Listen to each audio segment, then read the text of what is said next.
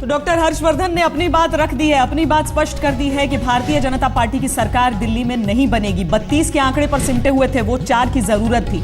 और समूचे अगर हम दिल्ली असेंबली को टटोल लें तो वहां से कोई ऐसा आंकड़ा निकलता हुआ नजर नहीं आ रहा था जो 1 का भी इजाफा कर देता भारतीय जनता पार्टी के लिए। और इसीलिए हर्षवर्धन ने यह फैसला सुना दिया कि बीजेपी विपक्ष में बैठने की इच्छुक है, वो सरकार नहीं बनाना चाहते हैं। आज उपराज्यपाल ने मुलाकात के लिए बुलाया था, इससे पहले एक चिट्ठी भी लिखी थी हर्षवर्धन को। उसके जवाब में हर्षवर्धन वहां पर पहुंचे थे और उन्होंने अपनी पार्टी की स्थिति साफ कर दी है। वो ये कि उनके पास बहुमत नहीं है और वो एक ऐसी सरकार बनाने की इच्छुक नहीं है जहां उन्हें समर्थन न हो, जहां बहुमत उनके पास न हो। अब स्पष्ट तौर पर अगर हम देखें तो अगला कदम हमें कहां नजर आ रहा है। आम आदमी पार्टी के पास है 28 का आंकड़ा, उनके पास समर्थन तो है लेकिन वो समर्थन लेना नहीं चाहते हैं। तो बड़ा सवाल यह है कि क्या दिल्ली अगले चुनाव की तरफ धकेली जा रही है। यह सवाल हर्षवर्धन से भी पूछा गया कि क्या भारतीय जनता पार्टी पर यह आरोप नहीं लगेगा, लेकिन उन्होंने कहा कि आंकड़े होते तो हम जरूर सरकार बना लेते, लेकिन हमारे पास आंकड़े हैं नहीं, जोड़ तोड़ हम करना नहीं चाहते हैं। अब क्या ऐसी परिस्थिति में कोई पार्टी ऐसा कर सकती थी, इसके लिए तो राजनीतिक इतिहास अपने आप में सर उठाए खड़ा है।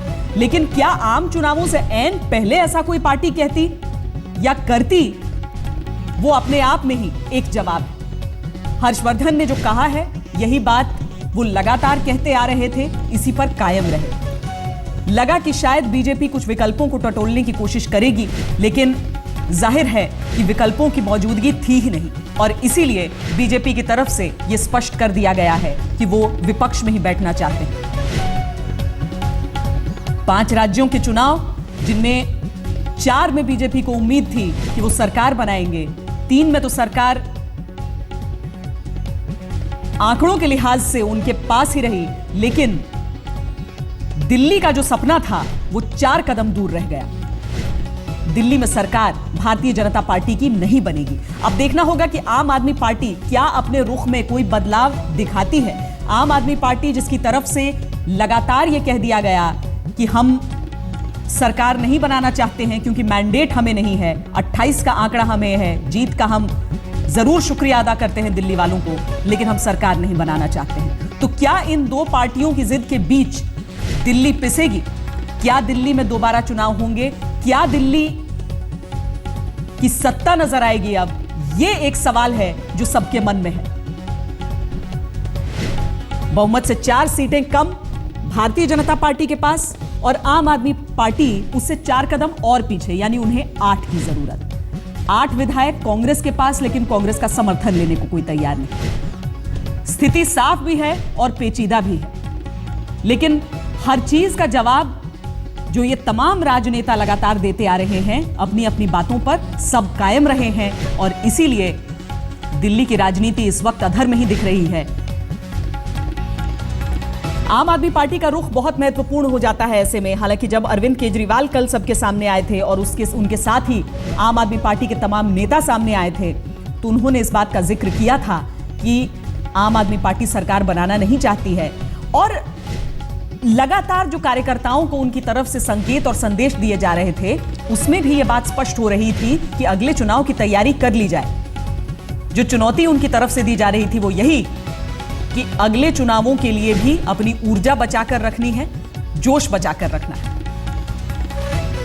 भारतीय जनता पार्टी की तरफ से भी अगर ये संकेत आए हैं, संकेत क्या, इनकी तरफ से तो साफ तौर पर कह दिया गया है कि दिल्ली की जनता से माफी चाहते हैं, लेकिन सरकार हम बना नहीं पाएंगे क्योंकि स्पष्ट मैंडेट हमें नहीं मिला। राजभवन से हमारे साथ अमिताभ सिन्हा इस वक्त जुड़ रहे हैं। अमिताभ, फैसला कहें मजबूरी कहें, क्योंकि कोई दूसरा रास्ता था नहीं भारतीय जनता पार्टी के पास।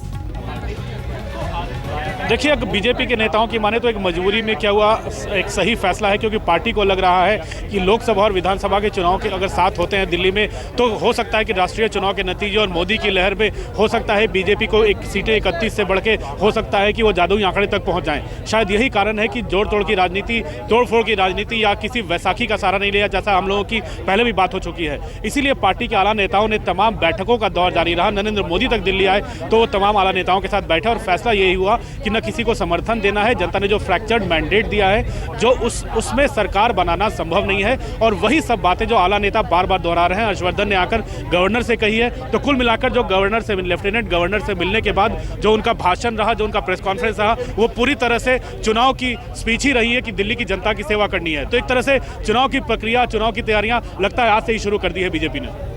कांग्रेस के नेता जेपी अग्रवाल इस वक्त हमारे साथ फोन लाइन पर जुड़ रहे हैं। अग्रवाल साहब, भारतीय जनता पार्टी ने तो अपने कदम पीछे खींच लिए हैं, वो सरकार बनाना नहीं चाहते हैं। अब एक इकलौती गुंजाइश जो नजर आ रही है, आम आदमी पार्टी और आपकी पार्टी का समर्थन उन्हें, लेकिन वो समर्थन लेना नहीं चाहते हैं। इस वक्त आप दिल्ली की तस्वीर क्या देख रहे हैं, दूसरे चुनाव की ओर बढ़ते हुए दिल्ली को?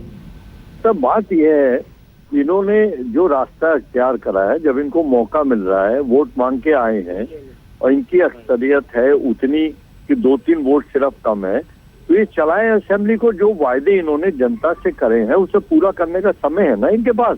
लेकिन चलाने देंगे ऐसी सरकार जो अल्पमत में होगी? बीजेपी का तो कोई समर्थन करने को भी तैयार नहीं है। आम आदमी पार्टी का समर्थन करने के लिए तो आप भी तैयार हैं, बीजेपी भी कहती है हम सहयोग करेंगे। वो मुखालफत भी तो नहीं कर रहा। अगर ये सरकार बना रहे हैं, एलजी ने इन्हें बुलाया तो ये कहें आप बनाने को तैयार हैं, जब एलजी ने इन्हें इन्विटेशन दिया है। लेकिन परेशानी ये नहीं है, परेशानी ये है कि जो झूठे वायदे इन्होंने जनता के साथ करे हैं उसे ये कभी पूरा नहीं कर सकते, तो उससे भाग रहे हैं ये। आपको बीजेपी के भी वादे अव्यावहारिक लग रहे हैं? 100% जो बातें ये कह रहे हैं इन्होंने उसका ध्यान नहीं रखा। अगर इनको उम्मीद नहीं थी कि ये किसी तरह उस नंबर तक आ जाएंगे, इसीलिए झूठे वायदे करते चले गए, भागना चाहते हैं मुझसे। जेपी अग्रवाल जी, आपको लग रहा है आम आदमी पार्टी आगे बढ़कर सरकार बनाएगी? सर मैं तो कह रहा हूँ दोनों में से कोई बना है। जब जनता ने वोट दिया है, असेंबली बनी है, तो इनको जो बात जनता के वायदा है उसे पूरा करने का मौका मिल रहा है, क्यों नहीं करते? अगर दिल्ली में सरकार नहीं बनती है और दूसरे चुनाव की तरफ धकेली जाती है दिल्ली, ज्यादा बड़ा गुनहगार आपको कौन नजर आएगा, भारतीय जनता पार्टी या आम आदमी पार्टी? दोनों गुनहगार हैं, क्योंकि दोनों को मौका मिल रहा है सरकार बनाने का। लेकिन आपने भी तो खुले में एक तरह से पेशकश नहीं की। अरविंद केजरीवाल से जाकर कांग्रेस ने नहीं कहा कि हम आपके समर्थन के लिए तैयार हैं, आप तैयार हो जाइए, सरकार बना लीजिए। हमारे तो बराबर बयान आया है। और बीजेपी को ऐसा कुछ नहीं कहा आपने? आप कह रहे हैं कि हम चलने देते, अगर वो सही फैसले लेते तो हम चलने देते, लेकिन बीजेपी को तो ऐसा कोई आश्वासन भी नहीं गया था। उन्हें कह रहा है कि आप सरकार बनाए, तो क्यों नहीं बनाते सर? एलजी ने तो मौका दिया है ना, एलजी ने बनाने का। हाँ, तो आपको लग रहा है कि इनकी सरकार बनकर चल सकती थी आके? जबरदस्ती हो रहा है कि दिल्ली को? मैं ये कह रहा हूं कि झूठे वायदे पर आधारित सरकार बनाना चाहते हैं, जो ये नहीं बनाना चाहते। झूठे वायदे इन्होंने जनता से करे और वो फ्लॉप है बिल्कुल। जेपी अग्रवाल जी, बहुत शुक्रिया हमसे बातचीत करने के लिए। कांग्रेस नेता जेपी अग्रवाल हमसे बातचीत कर रहे थे, और साफ तौर पर कांग्रेस के लिए मौका है। भले ही 8 विधायक आए थे, लेकिन मौका तो यह है कहने का कि हमें मैंडेट नहीं मिला है। भाई देखिए, स्थिर सरकार सिर्फ कांग्रेस ही दे पाती है। और अमिताभ, लग रहा है कि यही बट्टा एक बार फिर लगेगा भारतीय जनता पार्टी पर। अगर उंगलियां उठेंगी दिल्ली की दुर्गति के लिए कि आप आगे बढ़ा रहे हैं दूसरे चुनाव की तरफ, तो वो बीजेपी की तरफ उठेंगी उंगलियां उस लिहाज से, क्योंकि उनके पास आंकड़े दिखे नहीं थे कभी भी। देखिए, बीजेपी ने, जो हर्षवर्धन ने एक बात तो साफ कर दी है कि उनके पास उनके सहयोगी अकाली दल को मिलाकर सिर्फ 32 सीटें थी। अगर जनता दल यूनाइटेड निर्दलीय समर्थन भी करते तभी वो सिर्फ 34 पहुंचते। उसके बाद 8 कांग्रेस के हैं और 28 आम आदमी पार्टी के हैं। तो आम आदमी पार्टी किसी का समर्थन लेने देने को तैयार नहीं है। बीजेपी तोड़फोड़ नहीं करना चाहती है। और जहां तक कांग्रेस का सवाल है, कांग्रेस ने आपको समर्थन देने की बात की है, सांप्रदायिक ताकतों को दूर रखने की बात की है। तो जाहिर तौर पर बीजेपी जानती थी जब 34 से आंकड़ा नहीं बढ़ रहा है, तो दल बदल विरोधी कानून में जब 2/3 विधायकों को तोड़ना पड़ता है, ऐसी तोड़फोड़ संभव नहीं है। दूसरी बात, जहां तक आम आदमी पार्टी को मिले मैंडेट की बात है, उनको 28 सीटें मिली है। जनता ने उन्हें कांग्रेस से कहीं ज़्यादा सीटें दी हैं। तो बीजेपी जानती थी अगर ऐसी स्थिति में बीजेपी सरकार बनाती है, तो अगर तोड़फोड़ करती भी है तो नुकसान उनको होगा आने वाले चुनाव में। और आम आदमी पार्टी जिस तरह से कांग्रेस का सुपड़ा साफ हुआ है, बीजेपी भी जनता की नज़रों में डिस्क्रेडिट हो जाएगी। कम से कम इस चुनाव के नतीजों से तो यही लग रहा है। शायद यही कारण है कि बीजेपी के तमाम वाले नेता बैठे और अमिताभ बने रहिए। इस वक्त आम आदमी पार्टी के नेता गोपाल राय कुछ कह रहे हैं। सोमवार को बिल आने के बाद ही पता चलेगा कि उसमें क्या पॉजिटिव है क्या नेगेटिव है। तो सब इंतजार कर रहे हैं, हम अन्ना के साथ अनशन पे डटे हुए हैं। अन्ना के अनशन के बारे में बात कर रहे थे। रालीगढ़ सिद्धि में अन्ना का अनशन चल रहा है और अरविंद केजरीवाल की तबीयत ठीक नहीं है वो नहीं गए हैं, लेकिन चंद नेता आम आदमी पार्टी के गए हैं। अमिताभ सिन्हा हमारे साथ बने हुए हैं। अमिताभ, चर्चा हम कर रहे थे इस बात पर कि क्या वाकई विकल्प ऐसा था, क्या भारतीय जनता पार्टी के पास ये सहूलियत थी कि वो सरकार बना सकते, और ऐसे में उन्होंने कदम पीछे हटाया। लेकिन आम आदमी पार्टी के रुख को देखते हुए लगता है कि वो अपना रुख बदलेंगे, भले ही समर्थन के लिए सब खड़े हो जाएं।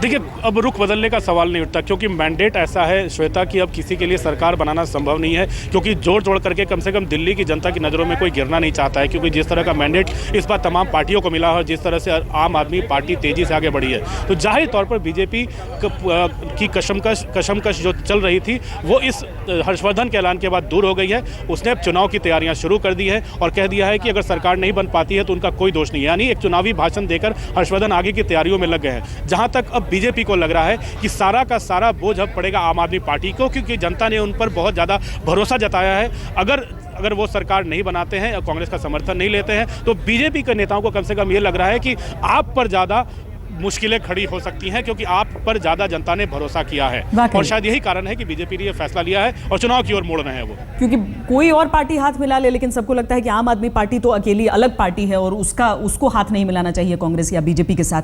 हम गोपाल राय की बात सुनते हैं।